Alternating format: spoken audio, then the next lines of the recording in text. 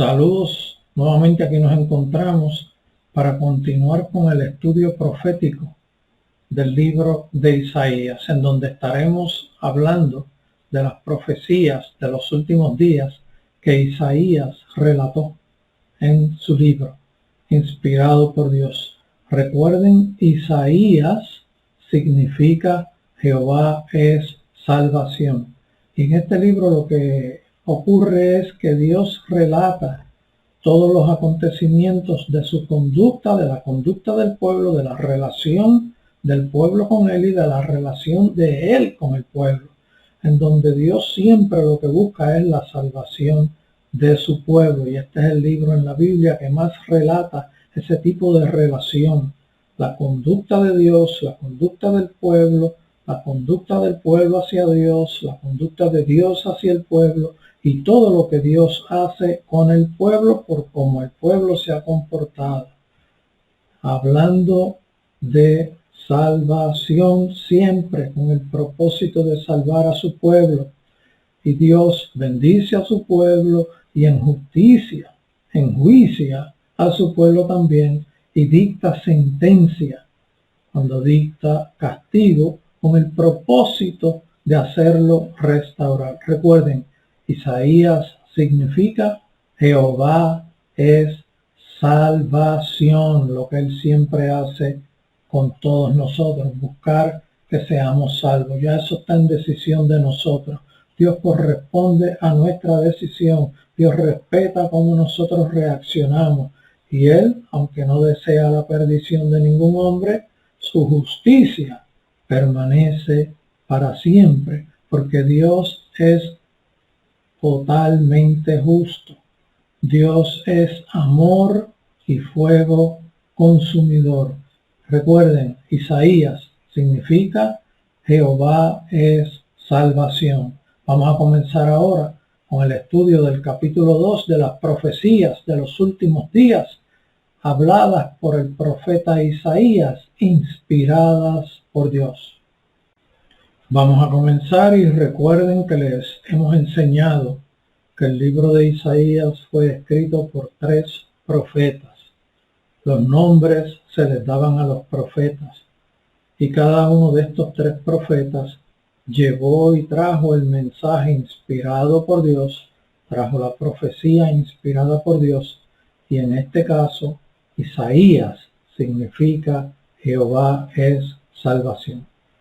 El primer profeta escribió desde el capítulo 1 hasta el capítulo 39. El segundo profeta escribió desde el capítulo 40 hasta el capítulo 49. Y el tercer profeta, los 3 llamados Isaías, el tercer profeta escribió desde el capítulo 50 hasta el 66. Vamos a comenzar con el capítulo 2, hablando de las profecías de los últimos días dentro del libro de Isaías. El verso primero dice: lo que vio Isaías, hijo de Amós, acerca de Judá y de Jerusalén. Aquí Isaías se identifica, hace una distinción.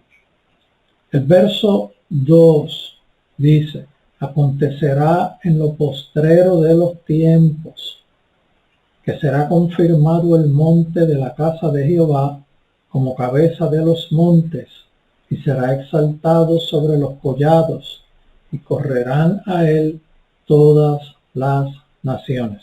Fíjense que dice: acontecerá en lo postrero de los tiempos. Solamente hay unos tiempos postreros. Esos tiempos postreros son los tiempos del fin, de los últimos días. Lo postrero de los tiempos está definido en la palabra como los últimos días. Todavía no estamos en los últimos días. Estos, en su comienzo, son los días de la gran tribulación. Ahora estamos en principio de dolores, que son preparativos previos a los últimos días. Y al terminarse la gran tribulación, da comienzo al milenio, que es parte de los últimos días también. O sea, los últimos días formalmente por definición bíblica, comienzan en la gran tribulación, que es lo mismo que decir, comienzan con el último imperio mundial que reinará sobre la tierra, el imperio de los 10 reinos. Al terminarse la gran tribulación, da comienzo el milenio, que es parte de los últimos días también. El verso continúa diciendo que será confirmado el monte de la casa de Jehová, y este es Sión, que es lo mismo que Jerusalén. Será confirmado el monte de la casa de Jehová como cabeza de los montes, y será exaltado sobre los collados. Los collados son lomas o colinas que no alcanzan una altura para ser llamado monte. Y correrán a él todas las naciones. ¿Cuándo es que correrán a él todas las naciones? Esto fue escrito, el libro de Isaías fue escrito después del hijo de David, en donde se construyó el templo. Cuando Salomón construyó el templo, hubo una época de inmensa gloria. Pero esto está anunciado hacia el futuro y fue escrito después de Salomón. Por lo tanto, este evento no ha ocurrido todavía. Miren cómo dice, que será confirmado el monte de la casa de Jehová como cabeza de los montes, y será exaltado sobre los collados, y correrán a él todas las naciones. O sea que después de la época de Salomón, que muchos visitaban a Jerusalén para ver la grandeza de Salomón, luego de esa época esto no ha vuelto a ocurrir. Esto está para ocurrir durante el milenio, cuando Sión, cuando Jerusalén será cabecera de montes, que es la casa de Jehová, y será exaltado sobre los collados, sobre toda loma, sobre toda colina, y correrán a él todas las naciones. Es aquí, en el milenio, donde será confirmado el monte de la casa de Jehová como cabeza de los montes, y será exaltado sobre los collados, y correrán a él todas las naciones. O sea, este evento no ha ocurrido. Por lo tanto, Dios desde el principio que se empieza a escribir el libro de Isaías, empieza a resaltar profecías de los últimos días, muchas de ellas mencionando características y conducta y estilos de vida en el milenio durante todos los 1000 años. Miren cómo dice el verso 3, y vendrán muchos pueblos y dirán, venid y subamos al monte de Jehová, a la casa del Dios de Jacob, y nos enseñará sus caminos, y caminaremos por sus sendas, porque de Sión saldrá la ley, y de Jerusalén la palabra de Jehová. Sión y Jerusalén son sinónimos. Cuando dice porque de Sión saldrá la ley y de Jerusalén la palabra de Jehová, es una expresión donde refuerza lo que se está diciendo. Lo dice prácticamente 2 veces. De Sión, es como decir, de Sión saldrá la ley, de Sión saldrá la palabra de Jehová, que es lo mismo que decir, porque de Jerusalén saldrá la ley y de Jerusalén la palabra de Jehová. O sea, este verso 3 que nos dice, y vendrán muchos pueblos, esto lo que significa es, y vendrán muchas naciones, y dirán, esto ya empieza a describir la conducta de las naciones durante el milenio, en donde dicen, venid, vamos, subamos al monte de Jehová. En otras palabras, vamos a Jerusalén, vamos a Sión, que es la casa del Dios de Jacob. O sea, la casa, la residencia donde habita Dios. Y eso ocurrirá en el milenio. Y nos enseñará sus caminos, y Dios nos dirá cómo comportarnos, y caminaremos por sus sendas, y le obedeceremos, y caminaremos por todas sus instrucciones, por todas sus enseñanzas, por todos los caminos que nos indique que caminemos, por ahí caminaremos, porque de Sión saldrá la ley, porque Dios que habitará en Sión, porque Dios que habitará en Jerusalén, de ahí saldrá la ley, y de ahí saldrá la palabra de Jehová. Porque de Sión, que es Jerusalén, saldrá la ley y la palabra de Jehová durante el milenio, porque Jehová reinará sobre toda la tierra desde Jerusalén. Miren cómo dice el verso 4 del capítulo 2 de Isaías: y juzgará entre las naciones. ¿Qué quiere decir esto? Y juzgará entre las naciones, que habrá análisis de conducta, de comportamiento entre las naciones, y reprenderá a muchos pueblos. O sea, estará corrigiendo cualquier error que se esté cometiendo. Los hombres durante el milenio no son 100% perfectos, son como nosotros, pero sí habitando en una época en donde la gloria de Jehová se manifestará de una forma especial y habrá ausencia del enemigo, porque Satanás está encerrado durante esos 1000 años. Miren, vuelvo y leo: y juzgará entre las naciones y reprenderá a muchos pueblos.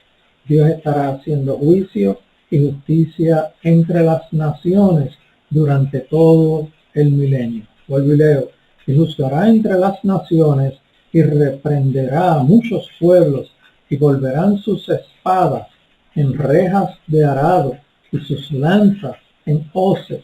No alzará espada nación contra nación, ni se adiestrarán más para la guerra. ¿Qué quiere decir esto? Que el pueblo ya no va a estar buscando guerra, una nación contra otra guerreando, buscando superioridad, buscando dominio. Eso no va a existir durante el milenio, porque la gloria de Jehová será tan grande, la manifestación de la presencia de Dios sobre toda la faz de la tierra será tan grande que no se sentirán con el poder ni la autoridad de dominar a otra nación.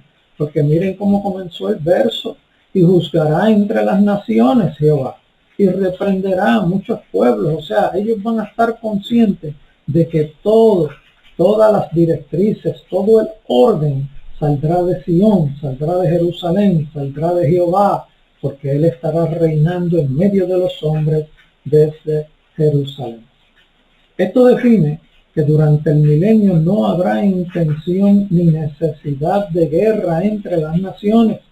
Por tal razón, no se pensará en hacer armas ni entrenarse para hacer guerra durante todo el milenio.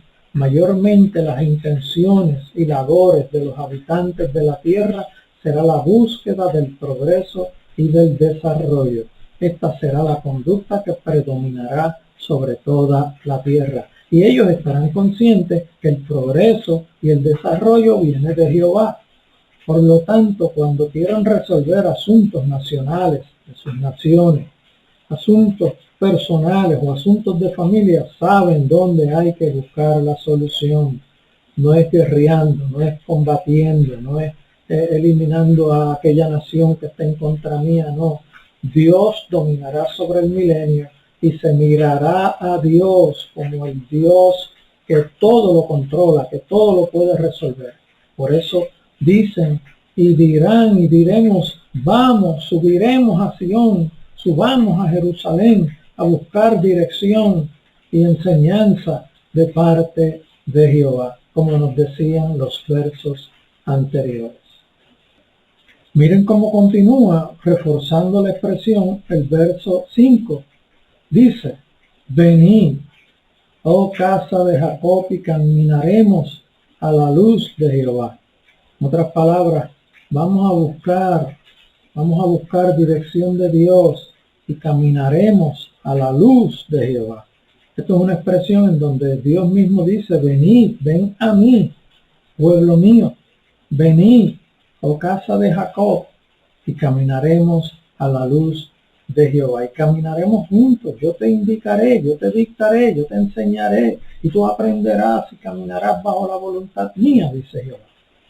Ahora, en los próximos versos, lo que tenemos es una descripción del pecado presente en el próximo pasado inmediato de los días de Isaías y en el próximo futuro inmediato de los días de Isaías. Pero Dios presenta también expresiones hacia los tiempos del fin, complementando y anunciando eventos proféticos de los últimos días.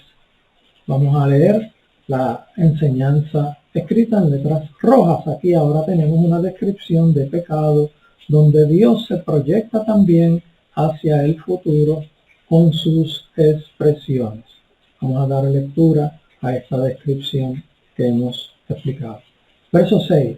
Ciertamente tú has dejado tu pueblo, la casa de Jacob, porque están llenos de costumbre traída de oriente y de agoreros, como los filisteos, y pactan con hijos de extranjeros.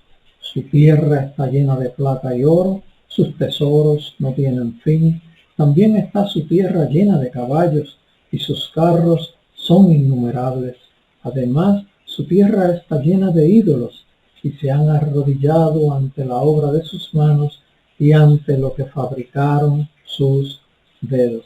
Aquí lo que hay es una anunciación de que el pueblo de Dios lo que había recibido y adoptado y aceptado eran las costumbres que traían de oriente, de otros pueblos, pueblos agoreros, pueblos que tenían falsos dioses, y de los filisteos que también estaban en el occidente, que pactaban con hijos de extranjeros, o sea, que buscaban pacto, hacer pacto con naciones pecaminosas que les rodeaban. Su tierra está llena de plata y oro, y eso es lo que ustedes miran. Sus tesoros no tienen fin, y eso es a lo que ustedes les interesan. También está su tierra llena de caballos, y sus carros son innumerables, y ustedes lo que están viendo es toda la gloria de ellos. Pues ven eso porque me han abandonado a mí prácticamente, es lo que Dios quiere decirles. Además, su tierra está llena de ídolos, y yo soy el Dios verdadero, y se han olvidado de mí, y se han arrodillado ante la obra de sus manos, ante la obra de manos de hombres, ante lo que fabricaron sus dedos, sus manos. Me han cambiado por obras que los mismos hombres pecaminosos hicieron, haciendo falsos dioses. Y esa es la expresión, esa es la corrección que Dios le trae al pueblo. Acuérdense el significado de Isaías. Jehová es salvación. Miren cómo continúa el verso 9, haciendo una explicación del mismo señalamiento de pecado. Verso 9 dice, y se ha inclinado el hombre, y el varón se ha humillado, por tanto no los perdones. Estos versos que escribimos, que van desde el 6 hasta el 9, nos dan una descripción de los pecados del pueblo de Israel, y nos da una anunciación de lo que acontecerá en un futuro, en los últimos días de la gran tribulación, que es lo que vamos a leer en el verso 10, en donde hay una expresión que solamente aplica para los tiempos del fin, en donde dice el verso 10, métete en la peña, escóndete en el polvo de la presencia temible de Jehová y del resplandor de su majestad. Esta descripción aplica para cuando el día grande de Jehová sea manifestado, Jesucristo, y el resplandor de la gloria de Jehová sea manifestada sobre toda la tierra.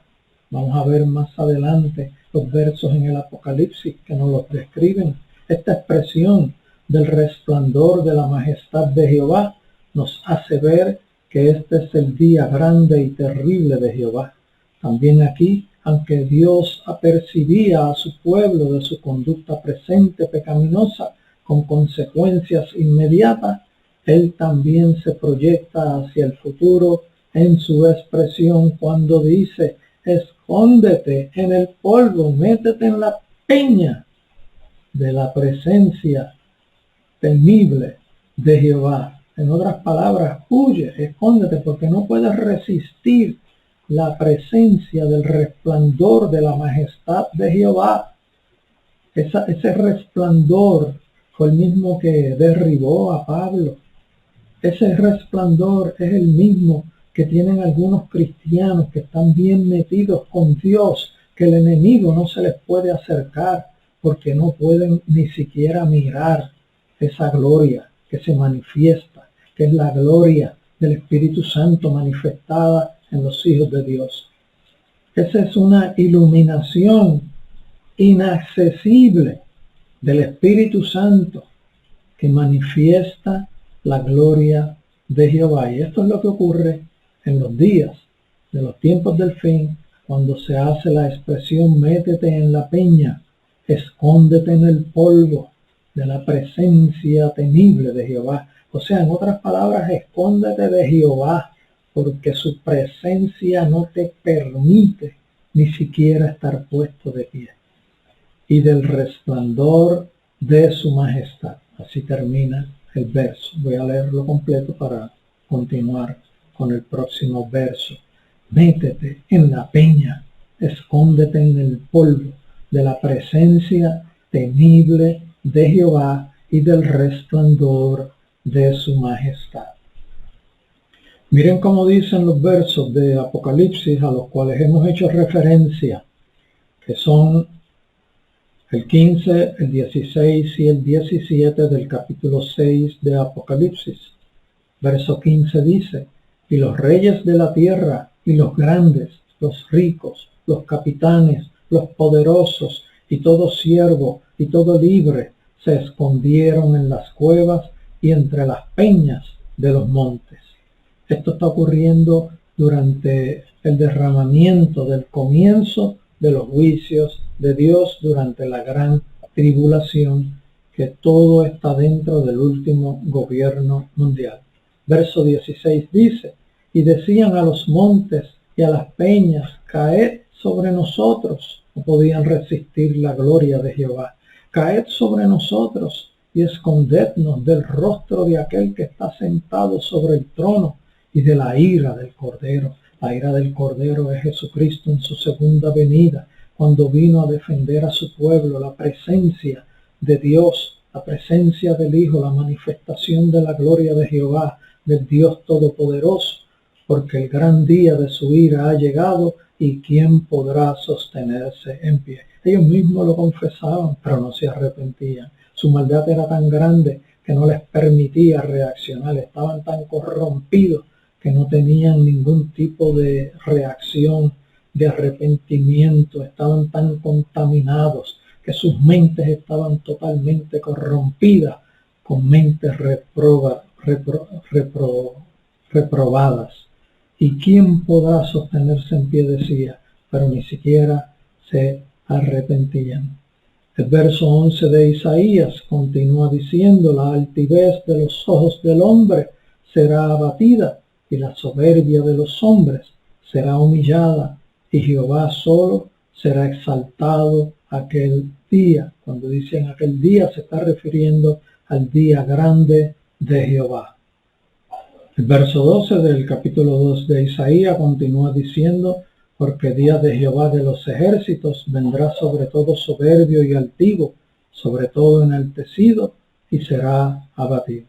Esto se refiere al día grande de Jehová, al día terrible de Jehová sobre todos los ejércitos de la tierra en el valle de Jezreel, cuando tengan allí prácticamente a su merced al pueblo de Israel, con grande ejército de todas las naciones de la tierra al final de la gran tribulación, y llegará Dios, llegará Jesucristo a defenderlos y con la espada de la boca de Jesucristo destruirá todos los ejércitos. Miren los próximos versos que describen esa área del valle de Jezreel. Verso 13 del capítulo número 2 de Isaías dice, sobre todos los cedros del Líbano altos y erguidos, y sobre todas las encinas de Basán, sobre todos los montes altos, y sobre todos los collados elevados, sobre toda torre alta, y sobre todo muro fuerte, sobre todas las naves de Tarsi, y sobre todas las pinturas preciadas.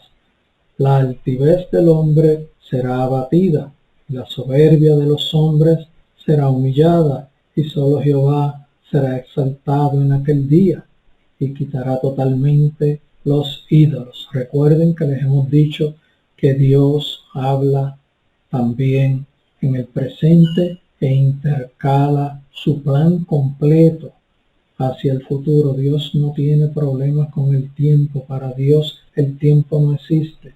Eso lo que quiere decir es que para Dios, en su grande conocimiento, domina tanto el presente como el futuro, porque su plan es uno solo, que ha establecido desde antes de la fundación del mundo, en donde planificó todos los acontecimientos y él sabía cómo iba a reaccionar y sabía con quiénes iba a poder contar y le iba a dar oportunidad a muchos.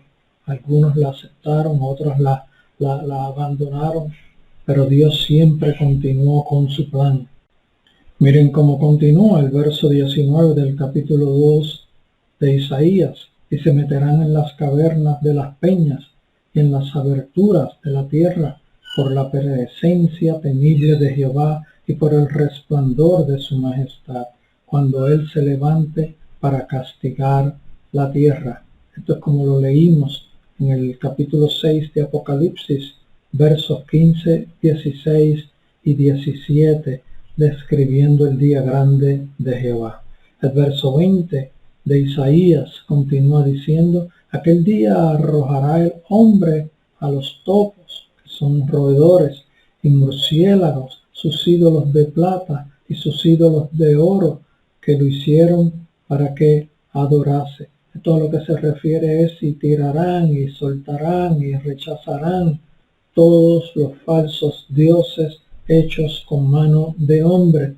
Y el verso 21 termina diciendo: y se meterá en las hendiduras de las rocas y en las cavernas de las peñas, por la presencia formidable de Jehová y por el resplandor de su majestad, cuando se levante para castigar la tierra. Fíjense que aquí no está diciendo cuando se levante para castigar a Israel, es cuando se levante para castigar la tierra. El que lee, que entienda. Dios les bendiga.